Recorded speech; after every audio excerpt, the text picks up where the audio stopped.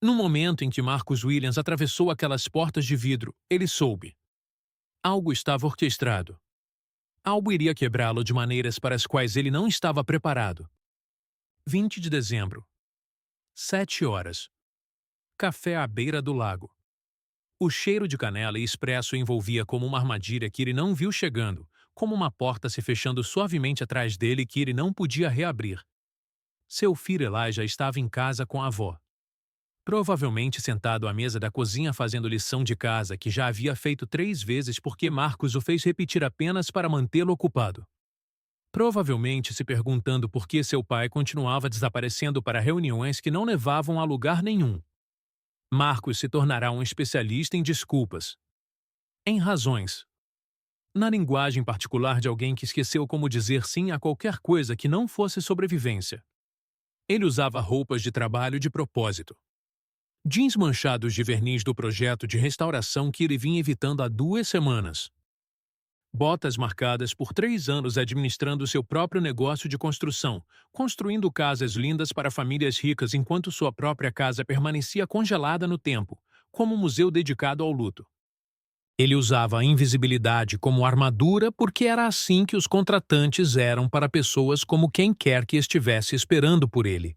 Invisíveis, substituíveis, úteis apenas até que o trabalho fosse concluído.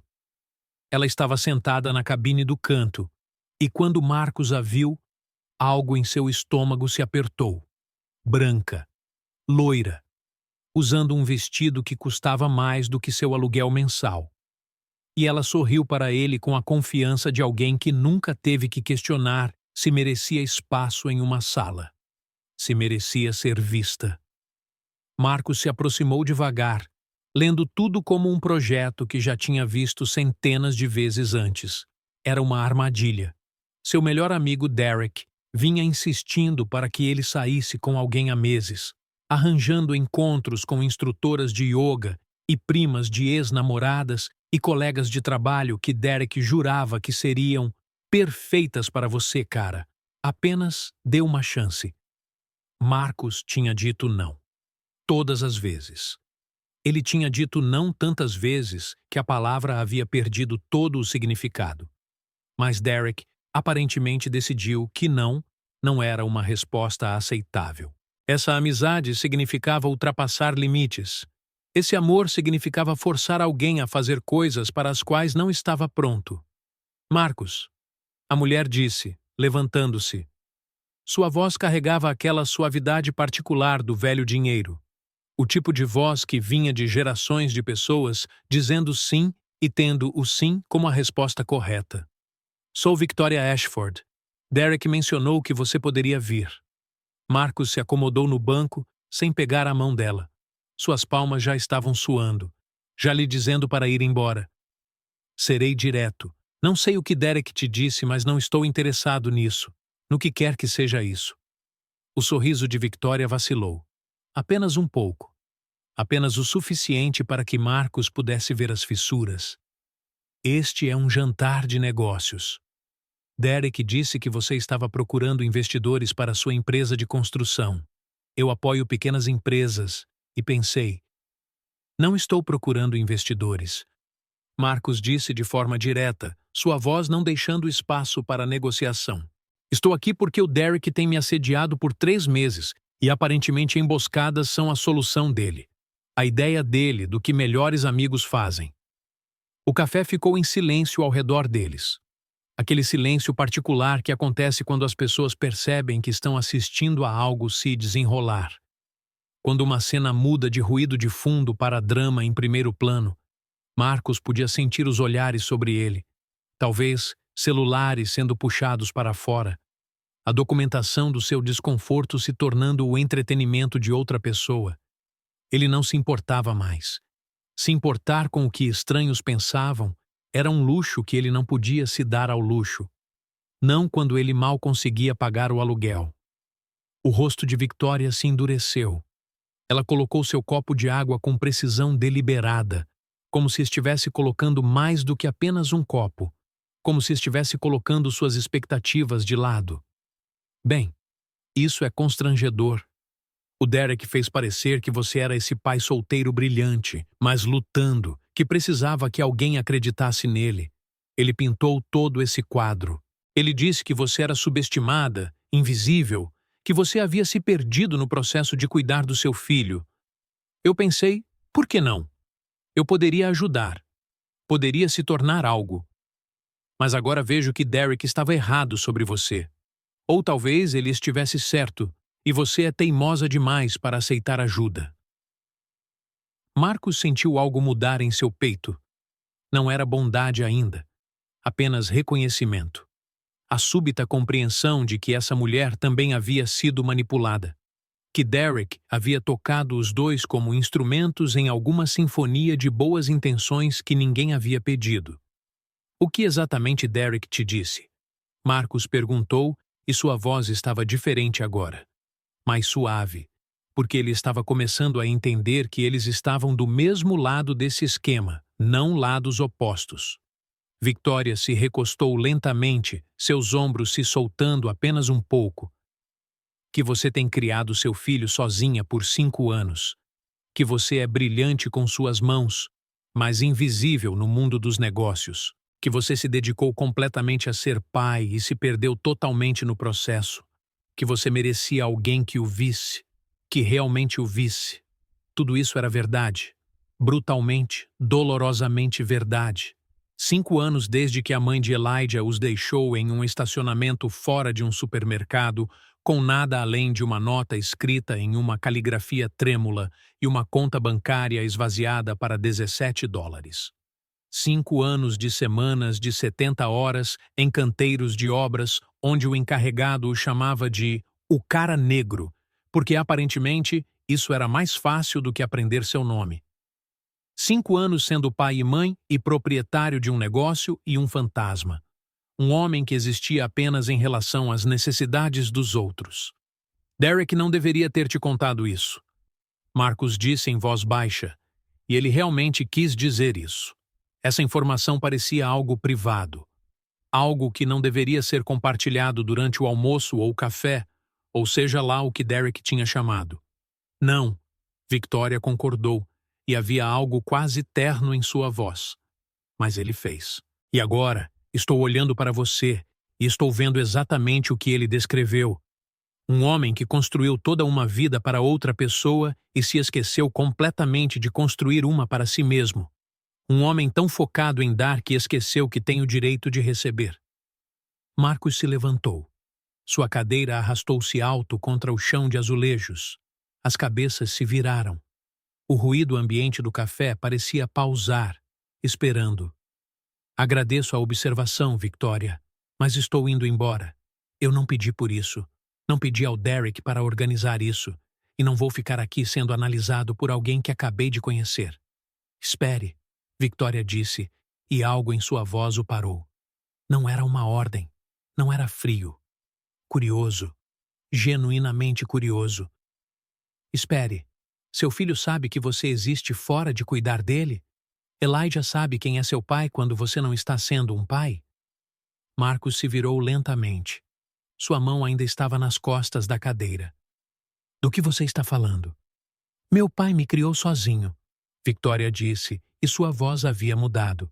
Carregava o peso de uma dor antiga, a exaustão particular de alguém que passou anos processando algo que nunca escolheu carregar. Depois que minha mãe morreu, quando eu tinha 7 anos, sabe o que eu mais lembro? Não os sacrifícios.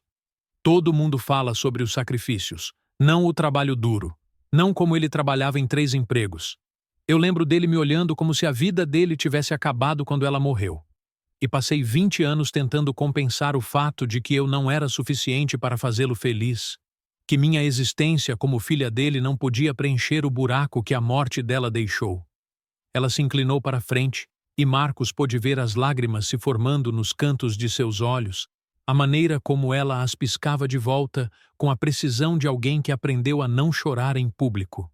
Passei 20 anos, Victoria continuou, em terapia, em relacionamentos que não deram certo, em uma carreira que não importava, tentando entender por que me sentia responsável pela felicidade do meu pai.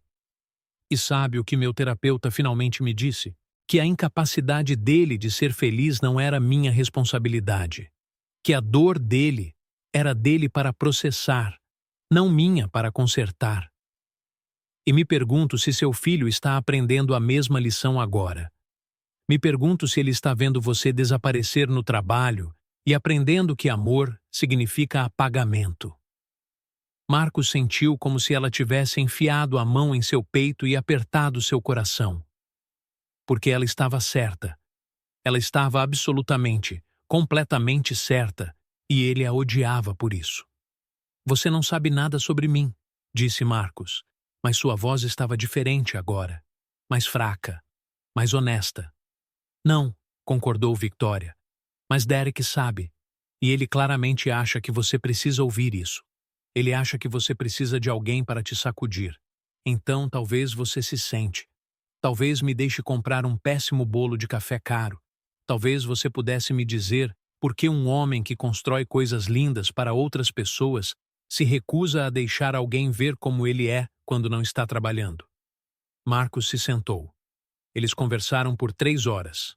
Não sobre negócios, sobre Elijah. Sobre o que significava ter 8 anos e ver seu único pai desaparecer lentamente no trabalho. Sobre o peso de ser o único pai. Sobre o tipo particular de solidão que vem de amar alguém mais do que você ama a si mesmo. Sobre a culpa de querer algo só para você quando está criando uma criança sozinho.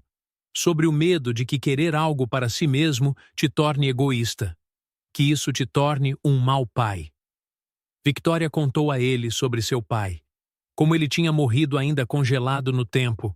Como ela tinha gasto milhares em terapia aprendendo que a incapacidade dele de ser feliz não era responsabilidade dela. Como ela finalmente aceitou que não podia salvá-lo. Que ninguém podia. Derek organizou isso, disse Marcos finalmente, depois que 2 horas se passaram e o garçom perguntou se eles queriam mais alguma coisa pelo menos 4 vezes. Porque ele acha que você poderia me consertar. Que alguma mulher rica com experiência em terapia poderia de alguma forma desenrolar tudo isso. Victoria riu. Riu de verdade. Não é uma risada educada. É uma risada genuína que veio de algum lugar profundo, de algum lugar que não ria há muito tempo. Derek é um idiota. Eu não sou uma terapeuta. Sou uma mulher que herdou dinheiro que não ganhei e passa a maior parte do meu tempo tentando descobrir como importar. Como ser mais do que apenas uma conta bancária. Sabe o que percebi esta noite? Estamos ambos atuando para pessoas que nunca nos verão. O que você quer dizer? Marcos perguntou. Você está desempenhando esse papel de pai perfeito de tal forma que Elijah vai internalizar a ideia de que os adultos não podem querer coisas. Que amor significa desaparecer no trabalho. Que você existe apenas para servir outra pessoa. Eu passei 15 anos atuando como filha perfeita para um homem quebrado demais para me ver, e isso só me quebrou também. Victoria se inclinou para a frente e sua voz estava firme apesar das lágrimas que agora escorriam pelo seu rosto. Derek não armou isso para nos transformar em um casal. Ele configurou isso para nos soltar de qualquer história que temos contado a nós mesmos sobre quem deveríamos ser, sobre o que o amor exige. Marcos sentiu algo em seu peito se soltar. Apenas um pouco, como um nó que alguém havia amarrado tão apertado anos atrás que ele havia esquecido que estava lá, que era possível desatar, que era possível ser algo além do que ele se tornara. E agora o quê? Ele perguntou em voz baixa. Agora eu te dou meu cartão de visita, Victoria disse. E você ou me liga e nos tornamos amigos que entendem como é carregar pessoas, desaparecer nas necessidades dos outros, ou não. Mas de qualquer forma, você vai para casa esta noite e vai dizer ao seu filho que precisa que ele te veja como uma pessoa, não apenas como um pai. Você vai dizer a ele que está tudo bem querer coisas. Está tudo bem ter uma vida. E você vai começar a acreditar nisso também.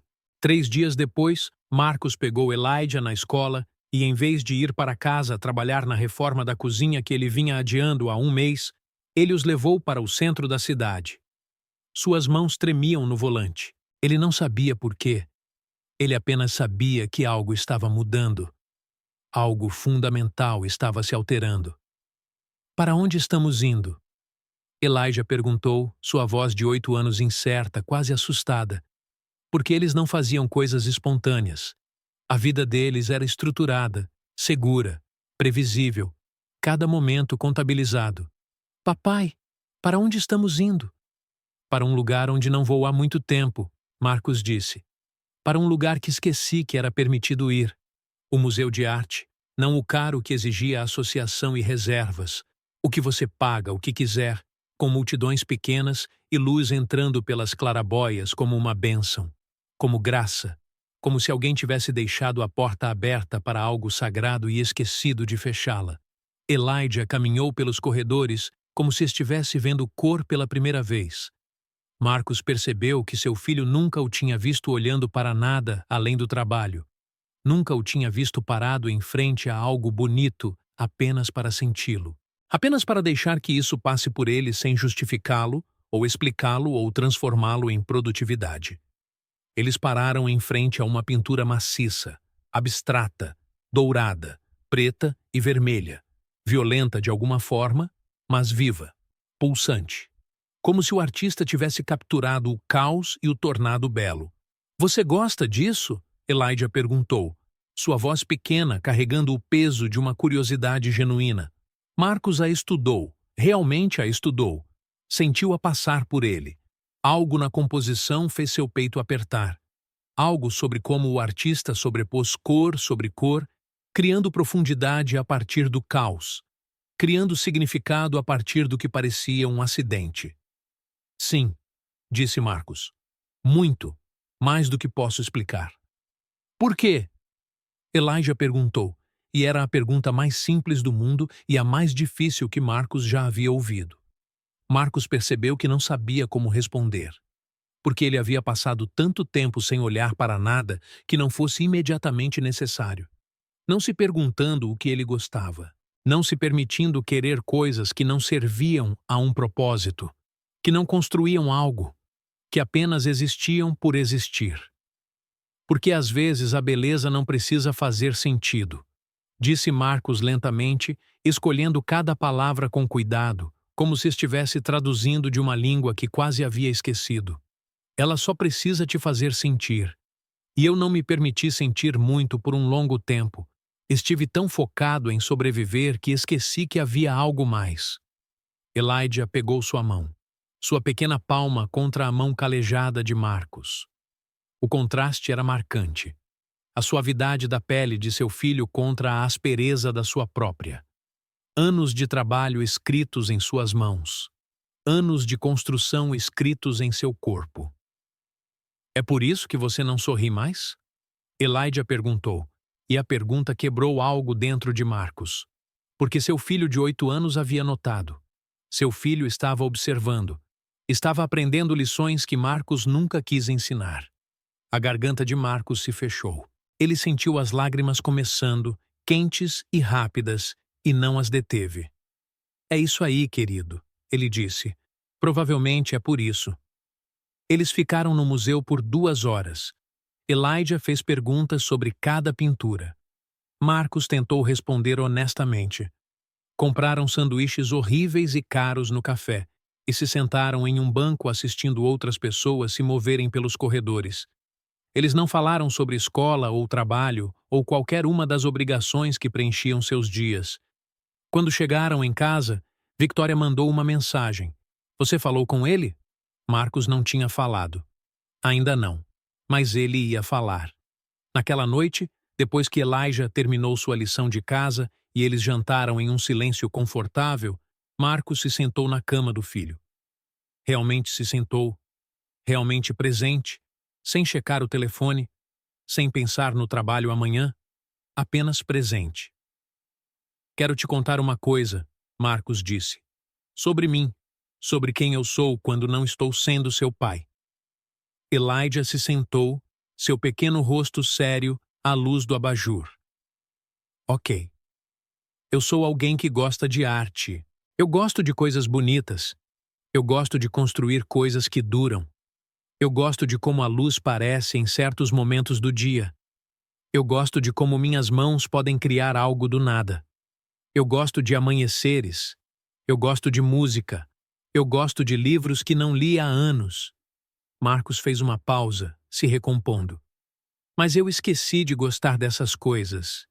Fiquei tão ocupado cuidando de você que esqueci de cuidar de mim. E isso não foi justo com você. Por que não? Elijah perguntou, sua voz pequena, incerta. Porque você estava observando, disse Marcos. Você esteve assistindo o tempo todo. E você estava aprendendo que quando ama alguém você desaparece por essa pessoa. Que amor significa apagamento. Que você existe apenas para atender às necessidades de outra pessoa. E essa não é a lição que quero te ensinar. Quero que você saiba que as pessoas podem te amar e ter uma vida. Que você pode ser filho de alguém e ainda ser você mesmo. Que você pode se importar com as pessoas e ainda se importar consigo mesmo. Elijah processou isso, sua mente de 8 anos trabalhando através da complexidade, entendendo de alguma forma que isso era importante, que seu pai estava lhe dizendo algo essencial. Então, o que você vai fazer? Ele perguntou. Eu vou começar a deixar você me ver como uma pessoa, Marcos disse. Não apenas seu pai, uma pessoa que tem sentimentos e desejos e sonhos que não giram em torno de você. Uma pessoa que tem o direito de querer coisas. E eu vou acreditar que isso é ok, que isso me torna um pai melhor, não um pior. Elijah ficou em silêncio por um momento, então subiu no colo do pai, algo que ele não fazia muito agora que estava ficando mais velho. Algo que Marcos percebeu que estava sentindo falta sem nem saber. Estou feliz, Elijah disse suavemente. Eu estava preocupado que você tivesse esquecido como ser feliz. Victoria se tornou uma amiga. Não romântica. Algo mais profundo. Alguém que entendia a arquitetura da solidão. Alguém que viu Marcos como uma pessoa completa e se recusou a deixá-lo desaparecer na invisibilidade. Eles trocaram mensagens sobre arte, sobre livros, sobre o cansaço particular que vem de carregar o peso dos outros enquanto ignora o seu próprio. Victoria começou a frequentar os eventos escolares de Elijah, não como uma figura de madrasta, como uma tia, como alguém que acreditava que Marcos merecia ter pessoas em sua vida além de seu filho. 3 meses depois, o negócio de Marcos havia triplicado. Não porque Victoria investiu dinheiro, porque quando Marcos parou de realizar sacrifícios constantes, seu trabalho mudou fundamentalmente. Suas mãos se tornaram mais precisas. Sua visão se expandiu. Ele começou a projetar trabalhos personalizados em vez de apenas contratar. Ele começou a construir coisas em que acreditava, em vez de apenas coisas que pagavam as contas. Um desenvolvedor notou seu trabalho em um projeto de renovação de casa de luxo. Ofereceu-lhe uma parceria. Não como um contratante, como um designer construtor. Participação igual, voz igual, respeito igual. Marcos disse sim. Ele também disse sim para participar de uma aula de arte nas manhãs de sábado. Disse sim para a terapia para processar os anos de perda e medo. Disse sim para o jantar de desculpas de Derek, onde seu amigo explicou que a configuração tinha sido a melhor coisa que alguém já fizera por ele, porque o forçou a ver que o amor não exigia apagamento, que o sacrifício não exigia autodestruição. 1 ano após aquele primeiro encontro no café, Marcos trouxe Elijah de volta ao museu. Eles ficaram em frente à mesma pintura dourada, preta e vermelha. Eu entendo isso agora, disse Marcos. O que isso significa? Perguntou Elijah. Significa que o caos e a beleza podem existir ao mesmo tempo, que você pode perder alguém e ainda encontrar alegria, que você pode construir uma vida para outras pessoas e ainda construir uma para si mesmo. Marcos olhou para seu filho, essa pessoa que ele havia criado sozinho, essa pessoa que ele finalmente estava aprendendo a criar com um coração cheio. Significa que você não precisa escolher entre ser bom e ser feliz. Você pode ser os dois. Você deveria ser os dois. Elijah apertou a mão dele. Fico feliz que você tenha percebido isso, pai. Naquele Natal, Marcos decorou sua casa. Decorou de verdade. Luzes de pisca-pisca ao longo da grade da varanda. uma árvore na sala de estar que tocava o teto, uma guirlanda na porta. Victoria veio e ajudou. Eles tocaram músicas que não eram relacionadas ao trabalho. Fizeram biscoitos que queimaram. Riram de coisas que não eram engraçadas. Elijah observou seu pai sorrir. Sorrir de verdade. Não o sorriso de performance que ele usou por anos. O sorriso verdadeiro que vinha de dentro, onde a luz estava começando a voltar, onde a alegria estava se tornando possível novamente. Você está feliz agora? Elijah perguntou. Marcos se ajoelhou na altura do filho, segurou seu rosto com as mãos. Estou chegando lá, filho. Estou chegando lá. E estou chegando lá porque você me ajudou a ver que eu tinha permissão para isso. Bom, disse Elijah, porque eu estava preocupado que você tivesse esquecido como ser feliz. Eu estava preocupado que você esqueceria para sempre. Às vezes, ser enganado é exatamente o que precisa acontecer. Marcos entrou naquele café esperando um encontro romântico e saiu com a permissão de ser humano, de ser visto, de ser mais do que apenas a soma de seus sacrifícios. Victoria apareceu esperando orientar um contratante quebrado e saiu com um irmão de armas. Alguém que entendia o peso particular de carregar pessoas. Alguém que a ajudou a colocar esse peso para baixo. Esta história é para todo pai que esqueceu que tem o direito de existir. Para cada pessoa que confundiu sacrifício com amor. Para todos que estão aprendendo que cuidar de si mesmo não é egoísmo. É assim que você ensina às pessoas que ama que elas também merecem cuidado. É assim que você lhes mostra como o amor realmente se parece. Derek enganou Marcos para que ele se tornasse visível. E o filho de Marcos viu seu pai voltar à vida. E Victoria aprendeu que poderia deixar as pessoas amá-la. E é assim que você muda uma geração. Um homem que decide que tem o direito de ser feliz. Uma criança que aprende que o amor não requer apagamento. Um momento de honestidade de cada vez.